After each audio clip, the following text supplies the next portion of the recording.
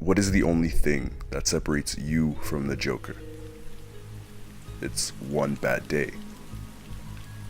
That's the only thing.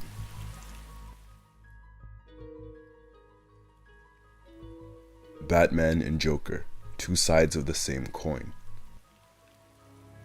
The continuous dance between the greatest detective of the world and the clown prince of crime begins with their related backstories, carrying the specific theme of having one bad day that turned them both into what they are as we know them now.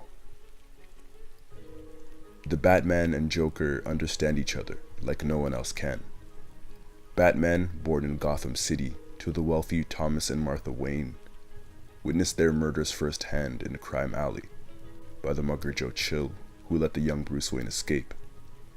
This first-hand experience caused the young Wayne intense trauma and influenced him with a sense of justice and an enhanced need for vengeance. The ingredients needed to create the ideology of the Batman. The Joker, on the other hand, has many different histories, but the most known is that Joker was a struggling comedian. He then turned to crime under the moniker Red Hood to support his wife. One day, Batman stops him, and the Joker trips and falls into a vat of chemicals, bleaching his skin white, disfiguring his face, and altering his mind. The Joker wants to prove to the world that Batman is not some almighty being who can only do good. No matter how solidified their moral code may be, no matter how unwavering their sense of justice is, they can be broken. He wants to prove that the Bat is human, that he can do bad things, that he can break his own rules. The Joker is the perfect opposite and the perfect villain to Batman.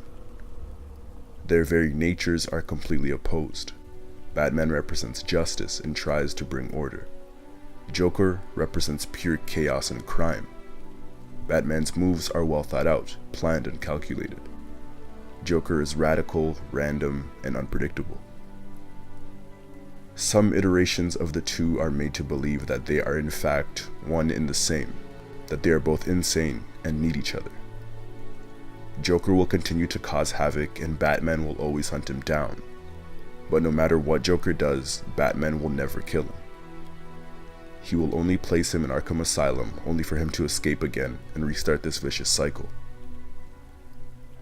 Joker is aware of this, and his only goal is to try and do the most twisted things, to try to get him to break. Joker killed Jason Todd, and still the Dark Knight didn't break. In The Killing Joke, he turned his attention towards others. He paralyzed and raped Barbara Gordon, tortured her father, Commissioner Gordon, and showed him the explicit pictures that he took of his daughter, all in an attempt to prove that all it takes is one bad day. Batman's moral code is so ingrained into him, as if it were a chain. This game, this dance with the Joker will never end, because Batman has to defeat the Joker on his own terms, with his own moral code, with his own ideology, by the book. If Batman cracks and kills him, the Joker wins. Justice is one of the last things Batman has to hold on to. One could argue that he already is insane, and I believe that if he were to kill, and it being Joker at that, Batman would snap, and a different, more twisted entity of himself would emerge. Because that moral code, that ideology, being by the book, that sense of justice is his tether that holds him down and centers his very being. In this dance between the Bat and the Clown, there is a prevalent theme of sanity, or rather insanity, looking at the idea that both Batman and the Joker are insane. While there are many definitions of insanity, I am going to use the one coined by Albert Einstein, which is that insanity is doing the same thing over and over again and expecting the same result. But I believe that this definition only applies to the Batman. With this definition, I present to you the final panel of The Killing Joke. While I gave this definition of insanity, it was to demonstrate Batman's moment of sanity towards the Joker. Batman's approach to beating the Joker has always been the same. Capture him, bring him to Arkham. But in this panel, Batman tries a different method. He talks to the Joker.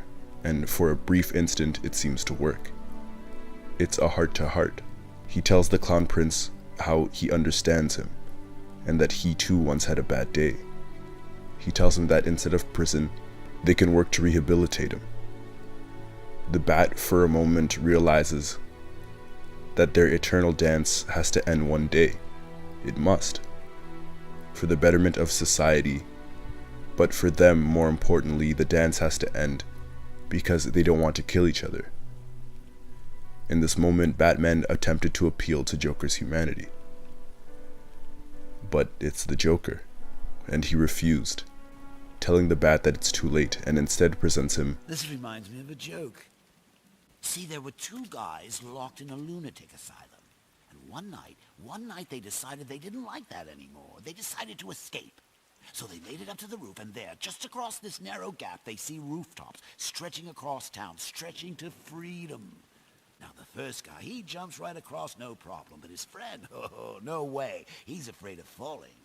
So the first guy, he has an idea. He says, hey, I got this flashlight with me. I'll shine it across the gap between the buildings, and you can walk across the beam and join me. But the second guy says, what do you think I am, crazy? You just turn it off when I'm halfway across. Batman and the Joker are the two escaping the insane asylum. A joke of multiple interpretations. To me, Batman is the first inmate. After his bad day, he jumped across the bridge no problem. He is willing to move on, and to continue. But Joker is afraid to seek the help that he needs. Instead, he finds comfort in his insanity.